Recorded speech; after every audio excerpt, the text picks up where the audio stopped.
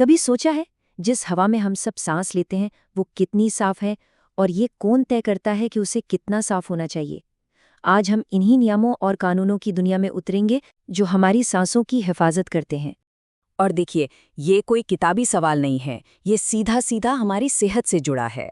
अब हवा कितनी साफ हो, इसका कोई एक सीधा साधा जवाब तो है नहीं। हर देश के, हर संस्था के अपने अपने स्टैंडर्ड्स होते हैं। तो चलिए देखते हैं कि हमारे यहाँ भारत में ये सब कैसे तय होता है। देखिए, किसी भी प्रॉब्लम को सॉल्व करने का पहला स्टेप क्या होता है? उसे समझना, उसे मापना।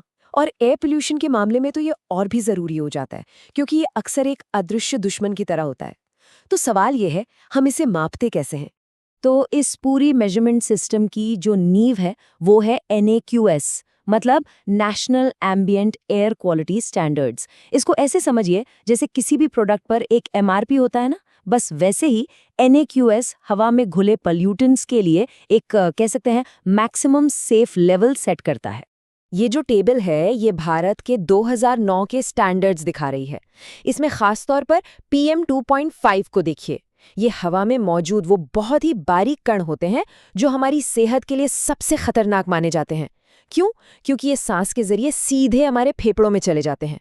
एक और चीज़ गौर करने वाली है, एनुअल एवरेज और 24 घंटे के एवरेज के लिए लिमिट्स अलग अलग हैं, क्योंकि थोड़े टाइम के लिए भी ज़्यादा पोल्यूशन बहुत नुकसानदायक हो सकता है।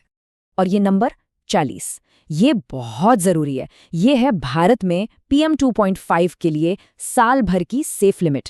जब भी शहरों में पोल्यूशन लेवल लंबे समय तक इससे ऊपर बना रहता है तो समझ लीजिए कि ये हमारी सेहत के लिए एक अलार्म बेल है।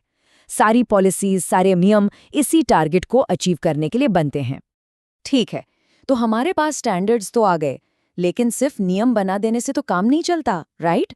उन्हें लागू करने के लिए कानून चाहिए, इंस्टीट्यूशंस चाहिए। तो चलिए भारत के इस लीगल जर्नी पर एक नज़र डालते हैं। तो जैसा कि दिख रहा है, ये लड़ाई कोई नई नहीं है, दशकों पुरानी है। 1981 के पहले कानून से लेकर 2019 के मॉडर्न NCAP तक हर कानून वक्त की ज़रूरत के हिसाब से बना। जैसे जैसे पोल्यूशन की प्रॉब्लम बढ़ी और हमारी समझ बढ़ी, कानून भी इवॉल्व होते गए। शुरुआत हुई 1981 के एयर एक्ट से, जो एक तरह का मील का पत्थर था। इसी एक्ट ने CPCB यानी सेंट्रल पोल्यूशन कंट्रोल बोर्ड और राज्यों में SPCB बनाए।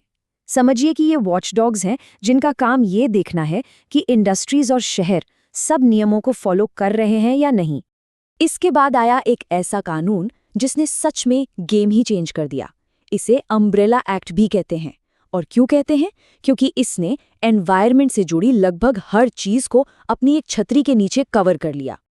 ये था 1986 का एनवायरनमेंट प्रोटेक्शन एक्ट, शॉर्ट में कहें तो EPA। ये सरकार के हाथ में एक ब्रह्मास्त्र की तरह है, सच में।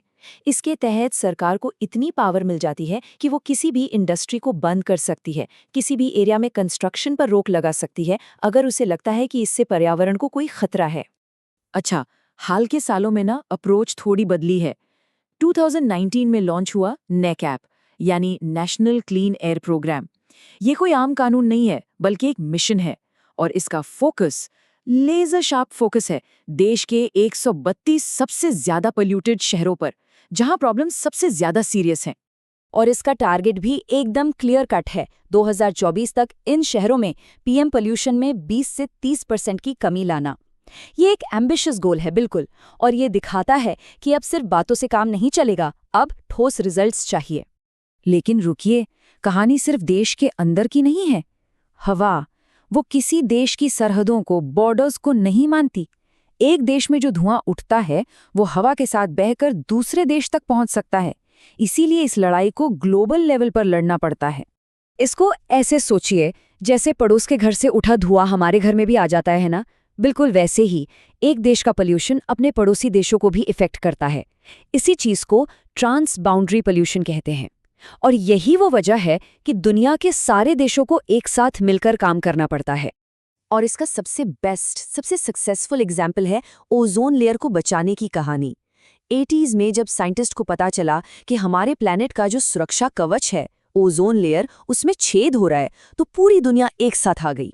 पहले 1985 में वियना कन्वेंशन में सबने मिलकर प्रॉब्लम को माना और फिर 1987 के मॉन्ट्रियल प्रोटोकॉल में एक्शन प्लान बनाया गया।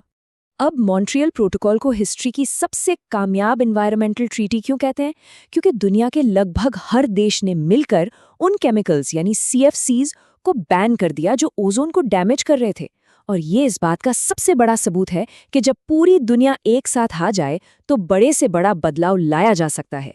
क्लाइमेट चेंज के मोर्चे पर भी कहानी कुछ ऐसी ही है, बस थोड़ी ज्यादा कॉम्प्लिकेटेड है। 1997 का जो क्योटो प्रोटोकॉल था वो एक अच्छी शुरुआत थी, नो डाउट, लेकिन उसकी जिम्मेदारी सिर्फ अमीर डेवलप्ड देशों पे डाली गई थी। पर जल्द ही सबको ये समझ आ गया कि इस ग्लोबल प्रॉब्लम से लड़ने के लिए सबको, चाहे अमीर देशों हो या गरीब, सबको साथ आना होगा। और बस यहीं से जन्म हुआ 2015 के पेरिस एग्रीमेंट का।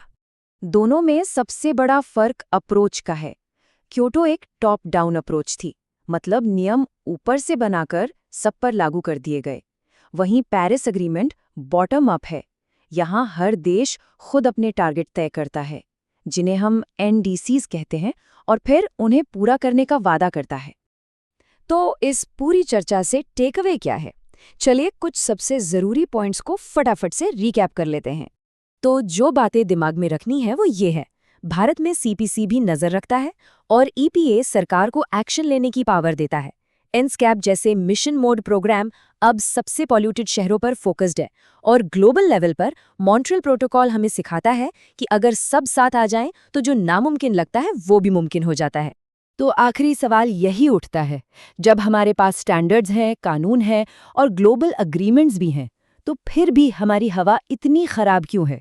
शायद इसका जवाब सिर्फ कागज पर बने कानूनों में नहीं, बल्कि हम सब के इरादों और एक्शन में छिपा है। इसी सवाल के साथ सोचिएगा जरूर।